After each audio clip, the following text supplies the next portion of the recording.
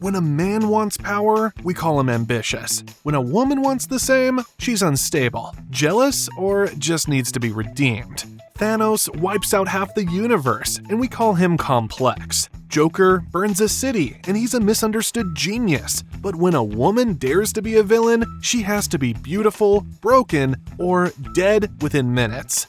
Welcome to animation's double standard. Now, the truth is that female villains don't fail because they're bad characters, they fail because they were deliberately written to leave a sour note on our tongues. And the worst part is, it could all be easily avoided. The most dangerous thing a female villain can do isn't murder, world domination, or even genocide, because when a villainess steps into frame, an invisible timer activates, not counting down to her defeat, but to her inevitable neutering. You'll notice they all fit similar patterns, like not being allowed to stay evil or have a meaningful impact. And they weren't written like this by accident. There's actually 4 tropes that kill female villains before they're even shown on the screen for the first time. First, the career woman must be evil. The most dangerous thing a female villain can do isn't murder, world domination, or even genocide. It's being a woman with a LinkedIn profile. Enter Evelyn Theyre, Pixar's answer to what if a woman was too successful? She's smart, driven, and the head of a tech empire. Sounds like the setup for a powerful, ideologically driven antagonist, right? Not quite, because the moment she steps on screen, she's less a villain and more a warning label. Ambitious? Evil. Single? Definitely evil. No kids? Get the pitchforks. She's not just a character, she's Hollywood's neon flashing, beware the career woman sign. Now, compare her with Elastigirl, a loving mother, balancing domesticity with superheroics. She's celebrated, centered, and given real emotional depth. Evelyn, she's written like the antithesis of maternal warmth, cold, calculating, and obsessed with logic. Her motivation is simple. People rely too much on superheroes. A potentially fascinating idea, especially in a world where accountability is rarely discussed. But instead of exploring it, the film flattens her into a mouthpiece with an evil TED Talk and a hypnosis gimmick. Even her reveal as the villain lacks weight. There's no sense of personal stakes, no true threat, and no emotional through line that ties her to the protagonist. She exists to fill the smart woman gone bad checkbox and vanish when Elastigirl gets her groove back. Meanwhile, in the first movie, Syndrome, another tech genius with a personal grudge, gets a full backstory, a symbolic arc, and giant robots. He even gets something more that a female villain can't have, which I'll explain later. On the other hand, Evelyn just gets a pair of evil glasses. This isn't just lazy writing, it's a pattern, because when women in media choose ambition over family, they're rarely shown as complex. They're shown as broken. And if she's not nurturing, then she'd better be punished. Evelyn Theyre never got the chance to be a true villain, because first, she had to prove she wasn't a bad woman. Second, too pretty to be bad. Now, The Incredibles may be a masterpiece of animation, but even then, Disney couldn't resist Hollywood's most cynical formula for a female antagonist. Make her gorgeous, make her mysterious, make her meaningless. Mirage exemplifies this problem perfectly. Elegant silver hair, a slinky silhouette, voice like velvet. He's attracted to power. So am I. It's a weakness. Every part of her design screams allure. The film codes her beauty as dangerous, the femme fatale in animated form. She doesn't throw punches, she doesn't need to. Her power lies in how she moves, how she speaks, how she looks. Even her name tells you everything. Mirage, a trick of the eye, meant to be admired, never understood. At first, she plays the part perfectly, calculated, seductive, and instrumental in luring superheroes to their deaths. She seems like Syndrome's equal, or at least his closest confidant. She flirts with Mr. Incredible. She flirts with danger. There's even a flicker of romantic tension with Syndrome, suggesting she might be in this not for money or morals, but love. But then the illusion breaks. One scene flips her entire character. Mr. Incredible grabs her, threatens her, and Syndrome, the man she's been loyally helping, dismisses her life like it means nothing. It'll be easy, like breaking a toothpick. Suddenly, the story decides she's had enough. She switches sides, helps the heroes. Her redemption is quiet, unearned, and mostly off-screen.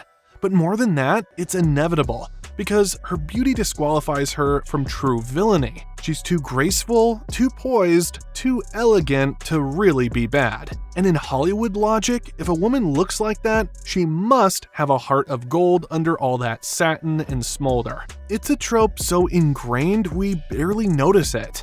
The beautiful woman isn't allowed to stay evil because beauty is equated with goodness. There's always exceptions to this, but more often than not, if she's elegant, she falls short. Just like Queen Nerissa in Enchanted, a villain with Susan Sarandon's voice, stunning wardrobe, and a fabulous presence, but then, the first time she actually gets to be evil, she morphs into a dragon, erasing her human identity, and dies in 20 seconds flat. Beautiful characters don't truly get to become a villainess. They're there just to be a pretty face to draw a crowd. Studios want the aesthetic of dangerous women without the actual danger. This is why almost all female villains end up the same. You thought looks were the only thing that matter? You'll soon learn that it's not just what you see. Even the things that they hide deep down are basically replicated, just like the downfall in the third trope. Male villains get to chase power, revenge, ideology, sometimes even justice twisted beyond recognition. Female villains, 9 times out of 10, they're just insecure. Take Mother Gothel from Tangled. She kidnaps a child, locks her in a tower, gaslights her for nearly 2 decades, and emotionally manipulates her into fearing the outside world. This isn't just villainy, it's psychological warfare. And yet, what drives all of this? Not greed, not vengeance, just wrinkles? That's it. Her entire scheme, every ounce of cruelty, is to keep her skin from aging. The movie plays it for drama and laughs, but think about what it's really saying.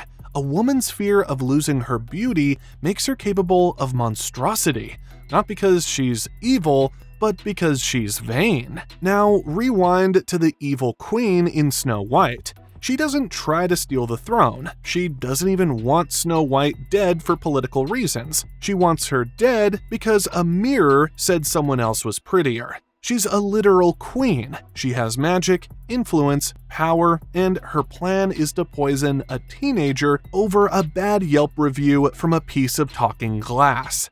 This isn't complexity, it's caricature. The pattern is painfully clear. Female villains aren't allowed ambition unless it's rooted in appearance.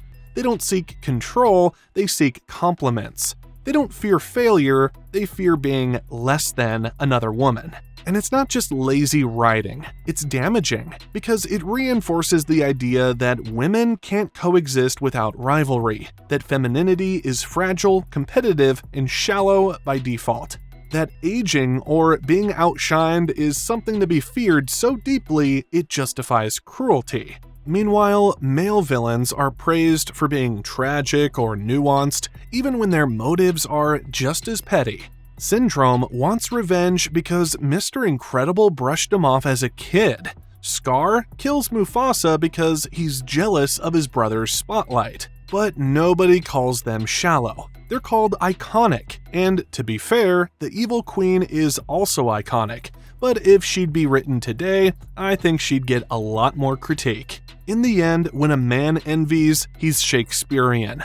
When a woman envies, she's just a hater. These female villains weren't written to be terrifying, they were written to be insecure. If you're looking to stay away from falling into this trope, make sure your villainess has more deeply rooted motivations that transcend beyond superficial stereotypes. But shallow motives are only half the problem, because even when a female villain starts out evil, the story rarely lets her stay that way. 4. Redemption at all costs. Take Te Kā, the towering lava monster from Moana. She scorches oceans, hurls fireballs, and threatens the end of life as we know it. But don't worry, she's not actually bad. She's just missing her heart. Cue the slow motion walk, the swelling music, the whispered, "They have stolen the heart from inside you, but this does not define you." a hug, a glow, and suddenly she's not a villain. She's an island with a skincare routine.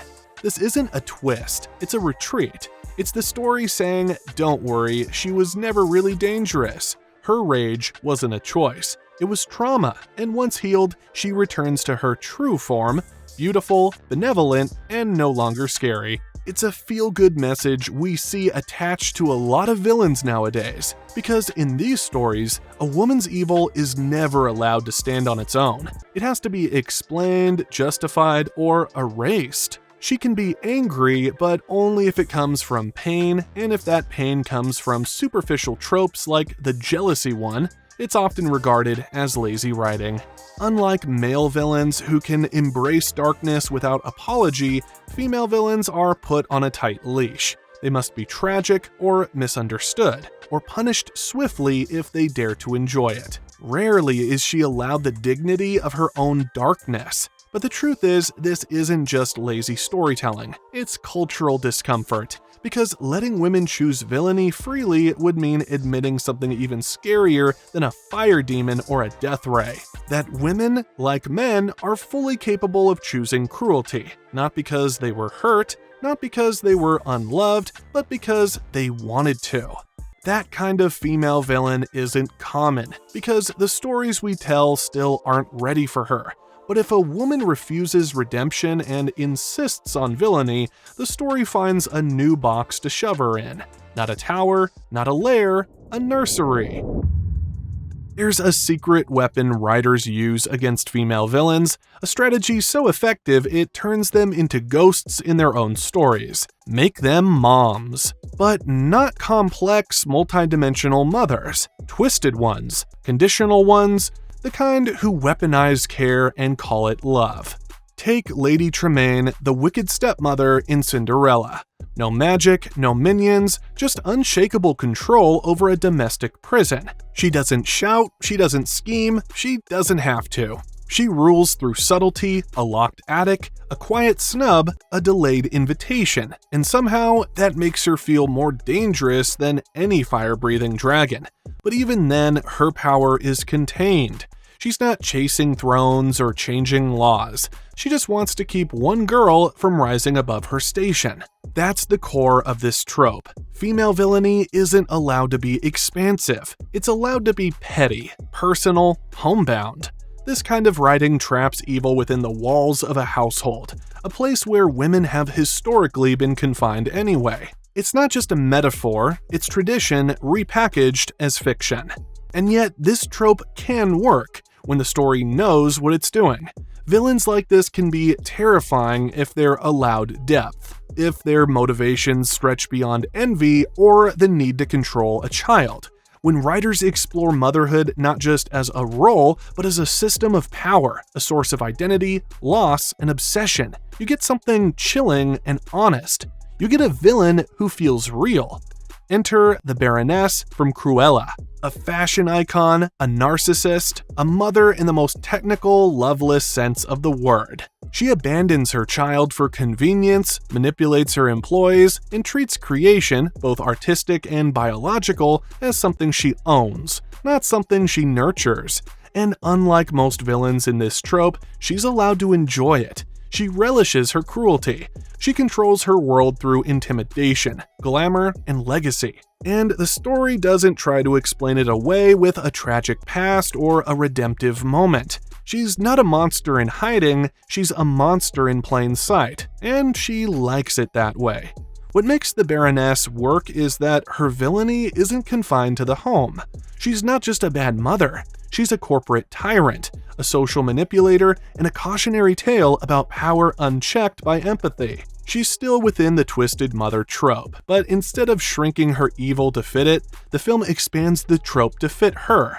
That's the difference, because when the trope is used to reveal something about society, not just reinforce what we already expect from women, it becomes a storytelling tool. When it's just another box to trap them in, we're back to where we started. Not a tower, not a lair, a nursery.